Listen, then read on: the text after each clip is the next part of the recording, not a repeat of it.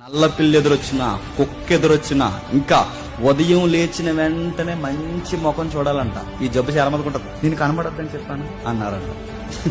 అడుగుతాను, నీకు ఎవరు కనపడాలి? ఇంకా నువ్వు కనబడ్డ ఈ రోజు నాకు ఏదో అయిపోద్ది అన్నారంట. ఈ ప్రాక్టీస్ లన్నీ ఎక్కడ చెప్పినా మూఢ నమ్మకాలు. మంచి ముఖం చూడాలని వాళ్ళు అంపోటెట్టుకున్నాడు ఎదురుగా. వాళ్ళు అంపోటెట్టుకున్నందుకే ఆడు కాలు ఇరిగిపోయింది. అడుగుతున్నాను నేను, మంచి ముఖం చూడాలంటే నీకు అన్ని సక్సెస్ లే జరగాలి. ముఖం చూస్తే మంచిది జరుగుద్దా? మరి మాట చెప్తున్నా, మంచి ముఖాలు ఉన్నాయా అని అడిగితే, నీ ముఖం మంచిదా, నీ ముఖం మంచిదా, మంచి ముఖాలు ఉన్నాయా? ఏ భేదము లేదు చెప్పండి. అందరూ పాపం చేసి దేవుని దృష్టికి ఎలా ఉన్నాయి? మంచి ముఖాల్లో లేదు చెప్పండి. పాపాత్ములు మనం. నీ ముఖం మంచిది కాదు దేవుని దృష్టికి, నా ముఖం మంచిది కాదు. అసలు నీ ముఖాన్ని నేను ఆరాధిస్తున్నా అంటే నువ్వు నాకు దేవుడువా? అంటే చూడండి, నల్ల పిల్లి ఎదురు రాకూడదు, కుక్క ఎదురు రాకూడదు, ఉదయాన్నే చెప్పండి చెడ్డ ముఖం రాకూడదు. ఇవన్నీ వాళ్ళు నమ్మేవారు. ఇవన్నీ మన దేశంలో ఉన్నాయనడానికి కారణం ఏంటంటే, గ్రీకుల యొక్క పరిపాలన ఇండియా వరకు వచ్చింది, రోమీల పరిపాలన ఇండియా వరకు వచ్చింది.